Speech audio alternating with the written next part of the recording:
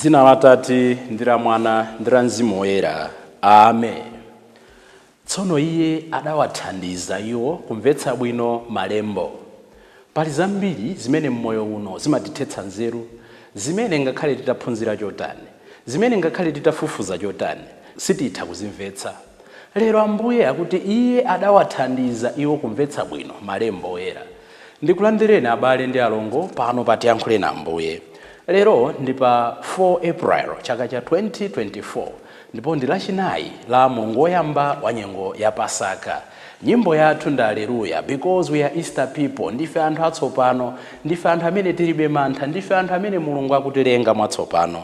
Mawu athu oyamba tsiku la lero akuchokera m'buku la ntchito za atumwi. Ndi buku limene takhala tikuliwerenga ndipo tikhale tikuliwerenga mu nyengo iseyi ya Pasaka.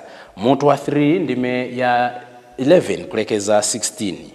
Mudapha Wopatsa moyo koma Mulungu adamuukitsa kwa akufa. Amene akutiwerengera mawu oyamba ndi Aketa Mwareni abungwe la Divine Mercy kuchokera ku Our Lady of Africa Cathedral Maula mu Archdiocese ya Lilongwe.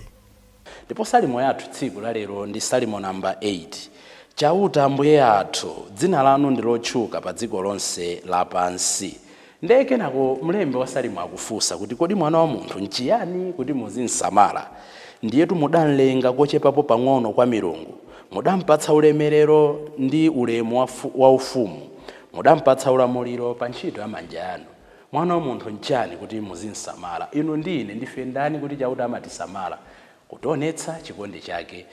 Mawu athu amuthenga wabwino ndi monga adalembera Luka oyera, mutu wa 24 ndime ya 35 kulekeza 48. Amene akutiwerengera mawu amthenga wabwino komanso kutigawira mawu ndi Reverend Father Francis Damaseke kuchokera ku Episcopal Conference of Malawi ECM. Tiyeniso abale ndi alongo tisinkhesinkhe limodzi. Mawu a m'buku la ntchito za atumwi. Munthu uja adakangamira Petro ndi Yohane, ndipo anthu onse adadabwa. Naŵathamangira ku khonde lotchedwa khonde la Solomoni. Pamene Petro adaona zimenezi, adalankhula nawo anthuwo adati, Inu Aisraele, bwanji mukuzizwa ndi zimenezi? Bwanji mukutiyang'ana ngati kuti tamuyendetsa munthuyu ndi mphamvu zathu? Kodi mukuyesa kuti nchifukwa choti ndife opembedza Mulungu kopambana? Iyayi. Koma Mulungu wa makolo athu, Abrahamu, Isaki ndi Yakobo, adapereka ulemerero kwa Yesu, mtumiki wake. Inu mudampereka kwa adani ake ndi kumkana pamaso pa Pilato. Pamene Pilatoyo adatsimikiza kuti ammasula. Yesu anali woyera mtima ndi olungama, koma inu mudankana. Ndipo m'malo mwake mudapempha kuti akumasulireni chigawenga. Mudapha Wopatsa moyo, koma Mulungu adamuukitsa kwa akufa. Ife ndife mboni za zimenezi. Munthuyu amene mukumuona ndipo mukumudziwa wakhulupirira dzina la Yesu. Chikhulupirirocho ndi chimene ali nacho mwa Yesu, ndicho chalimbitsa miyendo yake, chamchiritsa kwenikweni, monga inu nonse mukuoneramu. Ndiponso tsopano abale anga, ndikudziwa kuti inu ndi akuluakulu anu mudachita zimenezi musadziwa. Koma Mulungu adaneneratu mwa aneneri onse kuti odzozedwa wake olonjezedwa uja adzamva zowawa, ndipo zidachitikadi momwemo. Tsono tembenukani mtima ndi kubwerera kwa Mulungu kuti akufafanizireni machimo anu. Motero Ambuye adzakupatsani nthawi ya mpumulo, ndipo adzakutumizirani Yesu uja amene adamusankhuliratu kuti akhale mpulumutsi wanu. Iyeyo anayenera kukhala kumwamba mpaka nthawi yakukonza zonse kwatsopano, monga Mulungu adanenera kuyambira kalekale mwa aneneri ake. Oyera mtima paja Mose adati, Mulungu adzasankhula mmodzi pakati pa abale anu kuti akhale mneneri wanu monga ine. Mudzamvere zonse zimene iye adzakuwuzeni. Aliyense amene sadzamvera mneneriyo amuchotseratu mwa Israeli ndi kumuwononga.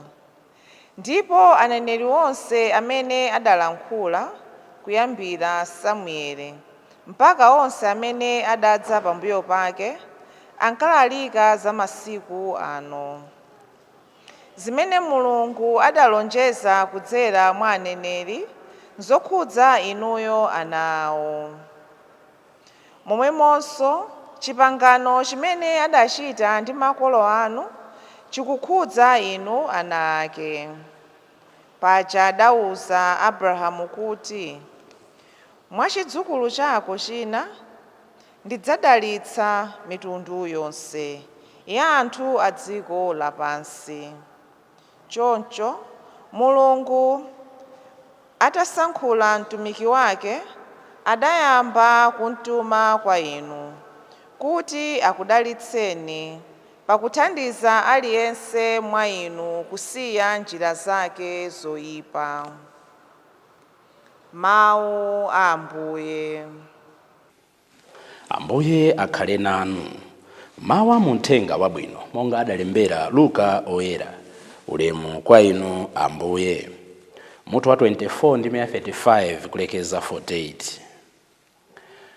Pa nthawi yomweyo ophunzira awiri aja adafotokoza zimene zidachitika pa njira paja, ndiponso mmene iwo adamzindikirira pamene iye ankanyema bredi. Iwo akuyankhula choncho, Yesu mwini wake adayimirira pakati pawo nati, mtendere ukhale nanu. Koma iwo adadzidzimuka nkuchita mantha poyesa kuti akuona mzukwa. Yesu adati, mukuvutikiranji? Mukudzipheranji ndi mafunso m'mitima mwanu? Onani manja anga ndi mapazi anga, kuti ndine ndithu. Khudzeni muone, paja mzukwa ulibe mnofu ndi mafupa monga mukuona kuti ine ndili nazo. Atanena zimenezi adawaonetsa manja ake ndi mapazi ake. Iwo sankakhulupirirabe chifukwa cha chimwemwe, ndipo adathedwa nzeru. Tsono Yesu adawafunsa kuti, kodi pano muli ndi kanthu kakudya? Adampatsa chidutswa cha nsomba yotcha. Iye atalandira nsombayo adayidya iwo akuona. Kenaka adawawuza kuti, nzimenezitu zimene ndinkakuwuzani pamene ndinali nanu. Paja ndinkanena kuti zonse ziyenera kuchitika zimene zidalembedwa za ine m'malamulo a Mose, m'mabuku a aneneri ndi m'buku la Masalimo. Tsono adawatanthauzira kuti amvetse bwino malembo. Adawawuza kuti zimene zidalembedwa ndi izi zakuti mpulumutsi wolonjezedwa uja adzayenera kumva zowawa, kuuka kwa akufa patapita masiku atatu, kuti dzina lake mawu ake alalikidwe kwa anthu a mitundu yonse. Kuyambira ku Yerusalemu mawu akuti atembenuke mtima ndi kuti Mulungu awakhululukire machimo awo. Inuyo ndinu mboni zake za zimenezi. Mthenga wa Ambuye. Ulemu kwa inu Ambuye Yesu Khristu. Abale ndi alongo, lero Lachinai tikuona ophunzira aja amene anali pa njira ya MAWU amene akubwerera ndi chimwemwe.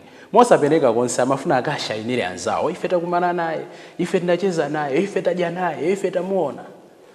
Tsoka ilo mmene akufika kuja kati nene kuti mwayi uja adakapezanso anzawo akusimba nkhani yomwe kuti tamuona waukadi kwa akufa. In fact amadandaula kuti anzathu ali kuti.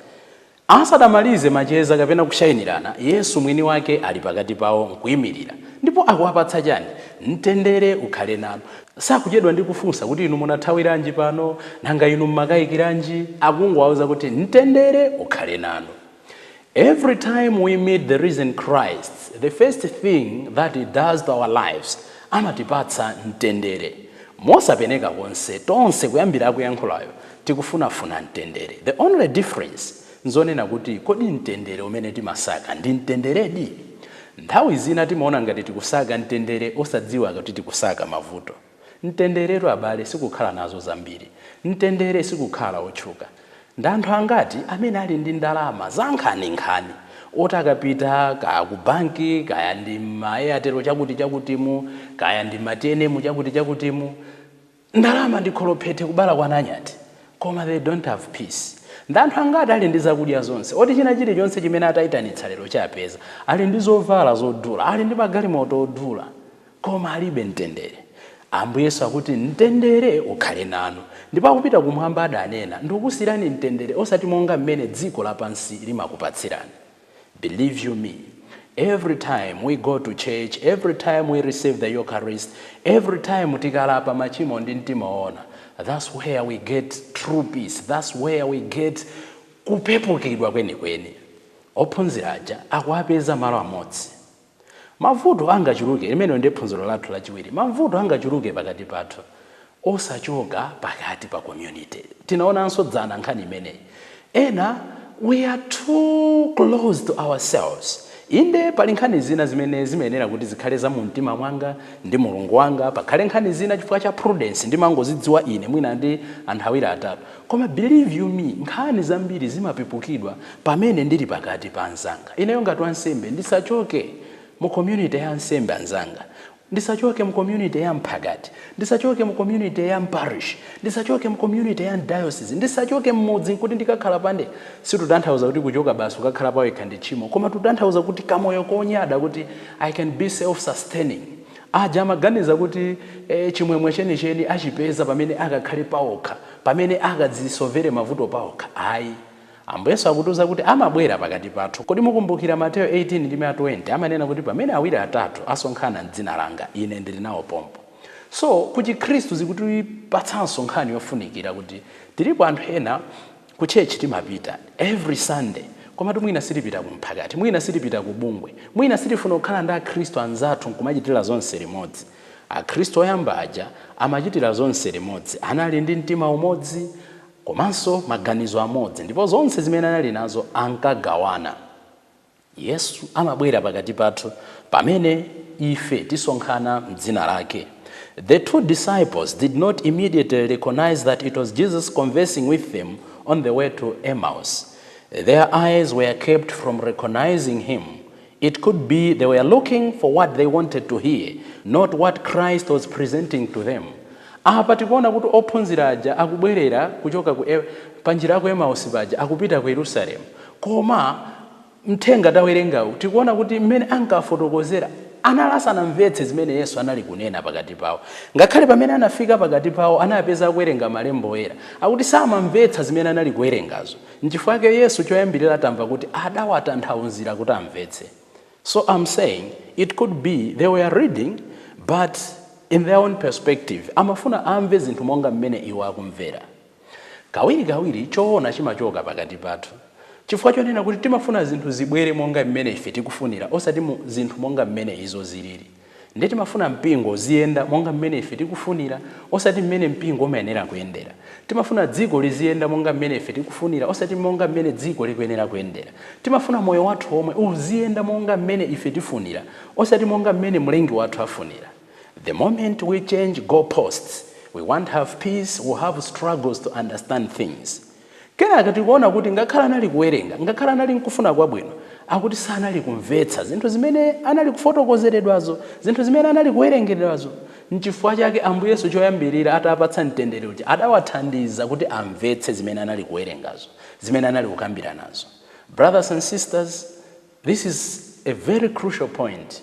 Ndinanena mu introductory remarks kuti pali zinthu zina mmoyo uno amati thumba latambe amamasula nditambe mwini basi. Sitingamvetse chinthu china chilichonse mmoyo uno. Oko mutakhala ophunzira chotani, ka utakhala kuti zauzimu udaphunzira chotani, ka Bible udamwera chotani.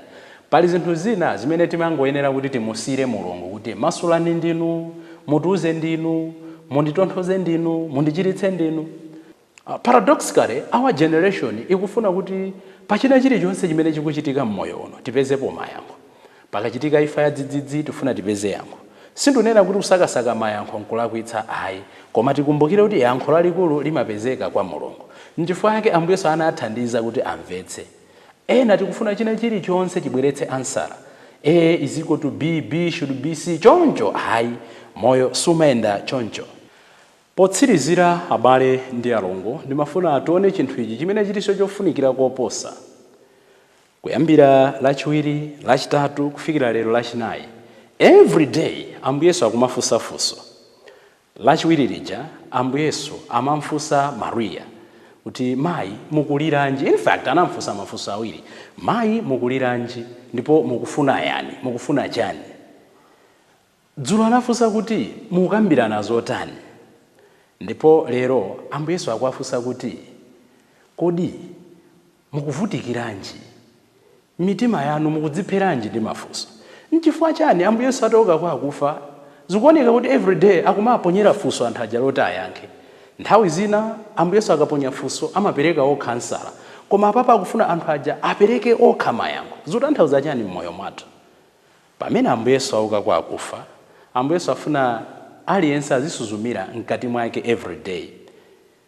Katswiri wina wanzeru kwambiri, Socrates, ananena kuti an examined life is not worthy living. Moyo osasinkhasinkha si moyo oyenera kukhala.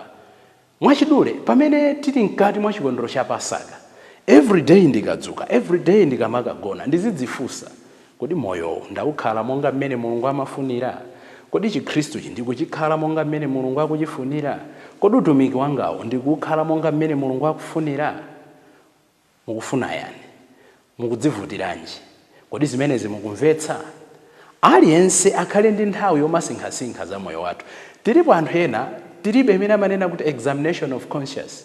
Nde kuchokera Monday kufika Sunday, kuchokera pa 1 kufika pa 30 kapena pa 31, January to December. Moyo it's just a continuum, it's just a continuation of events. Tikuyenera kuti tsiku lija tikamafika 12 o'clock, 2 minutes, 3 minutes, kusinkhasinkha chigawo cha mmawa ndachikhala bwanji, chigawo cha masana ndichikhala bwanji, pogona tsiku lonse kuliumba mkota ndalikhala bwanji, sabata ikamatha tsiku kuumba mkota kuti ndakhala bwanji. Mukuvutiranji, mukudzivutiranji, mukudzipheranji ndi mafunso. Tapempha Ambuye uka kwa akufa poyamba atithandize kuti tiziona zinthu monga mmene iwo afunira. Chachiwiri atikumbutse kuti si zinthu zonse zili ndi mayankho, koma chachikulukulu nchonena kuti iye ndi amene amapereka mayankho a zinthu zonse zimene tingasowe mmoyo uno. Potsirizira monga tikunenera atithandize kumakhala ndi mtima osinkhasinkha za moyo wathu. Ino ndine tapempha Ambuye tsiku la lero atithandize kumgawa Yesu uka kwa akufayo paliponse pamene tipezeke tsiku la lero. Dzina la Atate ndi la Mwana ndi la Mzimu Woyera. Amen.